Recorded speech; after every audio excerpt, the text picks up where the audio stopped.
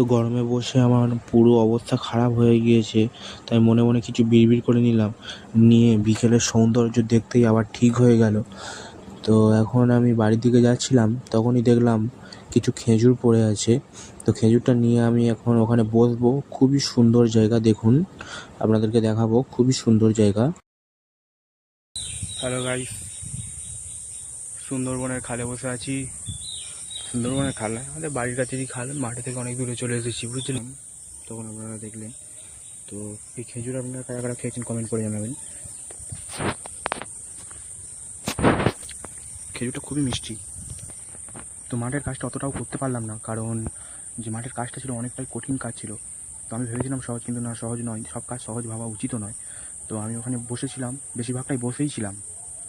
তো বসে থাকতে থাকতে চলে এলাম, আর এখন সন্ধেও হয়ে গিয়েছে প্রায়। এখানে কিছুক্ষণ বসে আর বাড়ির দিকে চলে যাব। তো দেখুন জায়গাটার ভিউটা দেখুন, দেখাচ্ছি আমি। তো এখানে বেশিক্ষণ থাকাও উচিত নয়। তো এইখানে যে জায়গাটা দেখছেন খুব ভালো জায়গা নয়। তো এখানে অনেক লোক অনেক কথা বলে, এখানে অনেক লোকই গলায় ফাঁসি দিয়ে মারা গিয়েছে। তো আপনারা পরের ভিডিওর জন্য লাইক সাবস্ক্রাইব করবেন। আমি এখন বাড়ির দিকে যাচ্ছি। আর যেতে যেতে বলি, আমি একজন খুবই শর্ট এবং লং দুটোই ছাড়ি, কিন্তু এখন লং ছাড়ি না। তো 1 মাসের মধ্যে আমার লং ভিডিও আসা চালু হয়ে যাবে, আপনারা সবাই দেখবেন আর লাইক সাবস্ক্রাইব করবেন। আমার চ্যানেলে খুবই সাবস্ক্রাইব কম। তো এর বেশি আর কিছু বলার নেই। Tata guys.